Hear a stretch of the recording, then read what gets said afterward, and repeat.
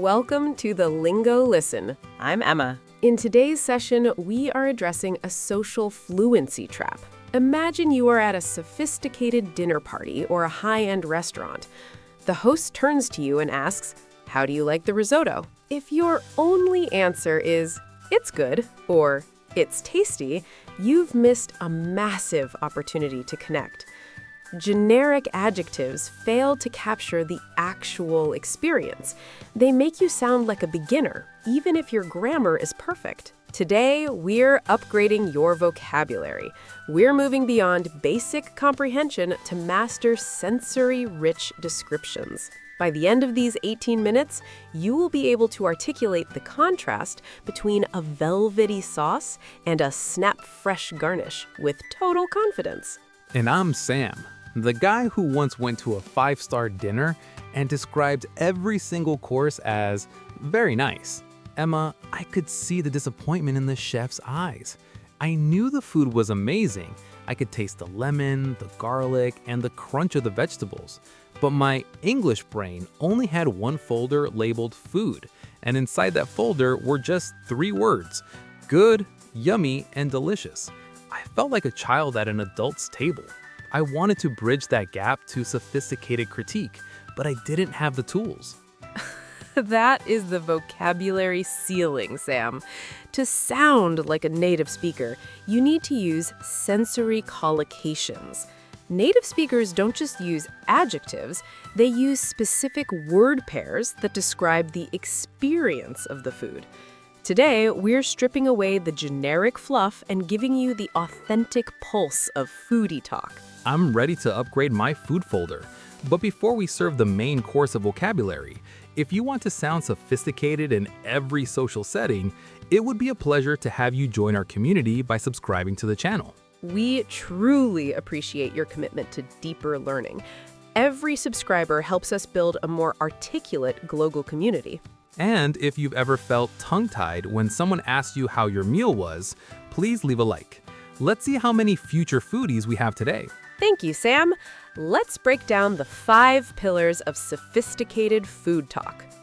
Pillar 1, the texture spectrum, beyond soft and hard. Okay, if I can't say soft, what do I say for a cake? For a cake, you want to use moist or fluffy. If a sauce is smooth, we call it velvety or creamy. And if a steak is easy to chew, we don't say soft steak, that sounds strange. We say it is tender. On the other side, for vegetables, we use crisp or crunchy. A native speaker loves the snap. If you bite into a green bean and it makes a sound, it is snap fresh. Velvety, tender, snap fresh. I can actually feel the difference in my mouth just by saying the words. Soft steak sounds like a mistake, but tender steak sounds like a compliment. Exactly. Pillar 2, the flavor profile, depth over sugar. Most people just say sweet or salty. True, but sweet can be boring. If something is naturally sweet, like a fruit, we might say it is succulent or zesty if it has a lemon kick. If it's a heavy, rich meat dish, we use the word savory. And my favorite word for complex flavors is robust. A robust coffee or a robust sauce means the flavor is strong, healthy, and full of life. Robust. That sounds powerful. What about when there's too much of something, like too much salt? Instead of too salty, you could say it's overpowering. Or if you want to be polite, you can say the salt is a bit prominent. It sounds much more professional and less like a complaint. The salt is prominent. I'm going to use that next time my mom oversalts the soup. Be careful with that one, Sam. Pillar 3, the balance factor. In high-end cooking, they always talk about balance. How do we say that in English? We use the phrase well-balanced, but to sound like a native, you describe the contrast. I love the contrast between the tangy dressing and the earthy nuts. Tangy means a sharp, pleasant, acidic taste. Earthy describes flavors like mushrooms or walnuts. When you describe a contrast, you show that you are paying attention to the structure of the meal. Tangy and earthy. So I'm looking for two opposites and putting them together? Yes, that is the secret to a sophisticated critique. The richness of the cheese is cut by the acidity of the grapes. Cut by is a great native phrase. It means one flavor balances the other out. Pillar 4, the authentic reaction beyond I like it. What do I say when I take that first bite? Instead of I like it, try this is divine or the flavors really pop. If it's the best thing you've ever eaten, you say it's to die for. And if you want to comment on the smell, not at all. Food is emotional. Native speakers are very expressive about food.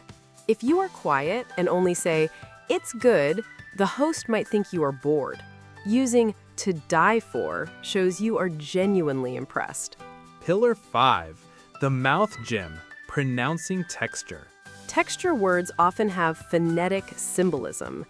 The word crisp sounds sharp and short. Velvety sounds long and smooth. Let's practice linking these to descriptions.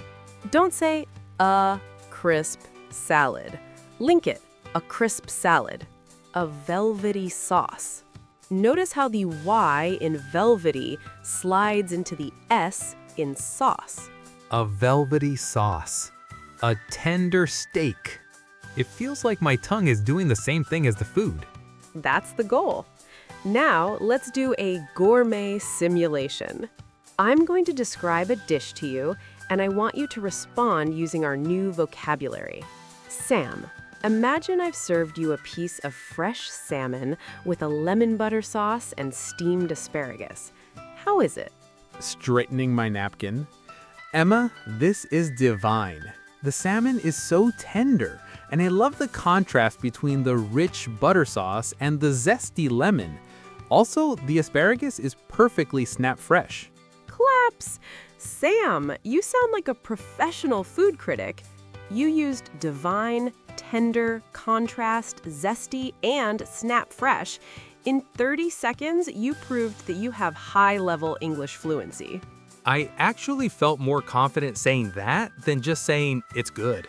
Because I had the specific words, I didn't have to search for them. They were right there in my gourmet folder.